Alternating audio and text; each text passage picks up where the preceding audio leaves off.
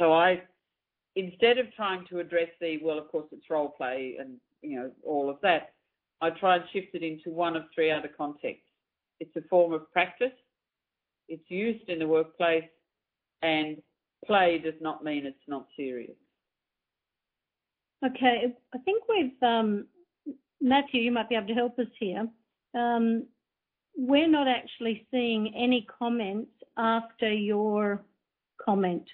So we're not sure if they've gone off the page or something. Fred said he's written something, but we can't see it. Is there any reason for that? I'm not really sure. What I see down the bottom is Alison Reedy says, grad student - haven't got time to play. Can you see them? No, we haven't got that. Okay, but we can answer it. Alison, for a grad student, I haven't got time to play. They will have time to read and read and read, which may get knowledge into their heads, but does not get it beyond the periphery of their nose and ears. That is, it does not, of itself, ensure that they are able to enact anything that they've read. So if they've got time to read, they've got time to play with the knowledge of what it is they're doing. After all, scientists spend hours, days, months and years in laboratories practicing, rehearsing and testing. Role plays are exactly the same kind of practice, rehearsal and testing. That resistance thing I raised earlier, it's actually about, I think, a bottom line embarrassment. I am afraid that I might do something wrong. David Cold, who did the learning cycle, said once years ago, when we go into a formal classroom, we think we aren't taking any emotions with us. But in fact, we are taking three. And if you want, there's no point you writing them in because we can't see what you're writing. But if somebody would like to volunteer or who's that? Alison, Robin, what emotion do you think comes into the room? Robin? Yeah, hi. Can you hear me? Yep. I've been typing there, but Matthew's just said that there's probably an app problem, so you probably can't see our typing, so I'll raise my hand. Thank you. As a first-year student, I'd just like to say that, look, I'm a nurse and I'm upgrading my skills, and why would I need to role play? I already do that at work. Okay. As a first-year nurse at work, you aren't role-playing. You are actually being there for real. So whenever you encounter an engagement with a client, with a patient or another member of staff, you are at work.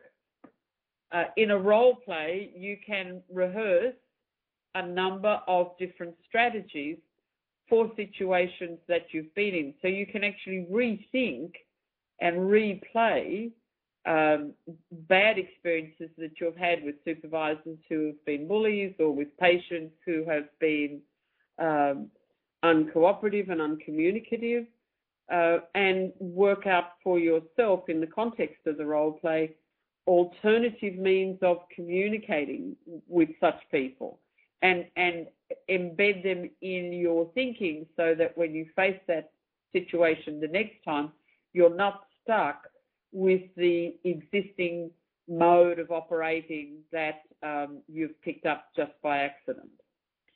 Does that help? Alison? Robin? Oh, Robin. I'll give it a go. So the other thing about role play is that it enables the participants to see real life situations from a variety of perspectives, so that stepping outside the role that is obvious to them. So in nursing, for example, your first year student goes into the workplace as a nurse with all of the power structures, with all of the unstated assumptions that go with that. The role playing gives an opportunity for the student to step into one of the other roles and to understand why those power structures, why those rules, why those safety procedures are in place. Because it it's a thought experiment into how others might see the world and what drives the environment that they're in. Okay, what we're going to do now is just move on very quickly to some of the more practical aspects. So I hope at this point we've made at least some argument to say that online role play is a rich area for learning, but it also is a rich area for meaningful assessment that provides guidance towards learning outcomes and also feedback to students. I think it might be useful for us to just go through what we see as the basic structure of a role play in anticipation of looking at the principles of assessing and then the practical techniques you might use when assessing in each of these stages. So before I do that, does anybody want to make a comment or have a question? Can I just butt in and suggest that people stick up their hand if they want to talk, as you guys, as presenters, can't see the text comments anymore? Yeah, that'd be great. All right, so even though each role play is unique, you can basically put role play action into 3 phases or stages. The first stage we see as establishing the conditions of the role play. So that's the briefing. So we have the rules and procedures. Also in the briefing is an opportunity for students to get into role. Quite typically in the briefing process, the student might be asked some very general question to respond to, or some warm-up activity similar to what we did at the beginning of this seminar. Once the participants are in role and you have an introductory understanding of the context in which the interaction is going to occur, we move into the interaction stage. In the interaction stage, you have roles coming into contact within the confines of the scenario. So we have some action, and through that action, we would ordinarily expect some form of resolution as the outcome. That resolution doesn't have to be neat and it doesn't have to be unanimous.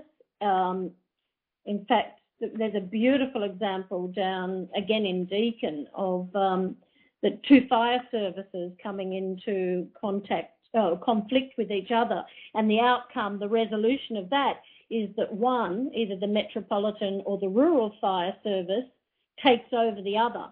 Certainly not a comfortable resolution, but it does resolve the debate or dialogue or conflict in some way.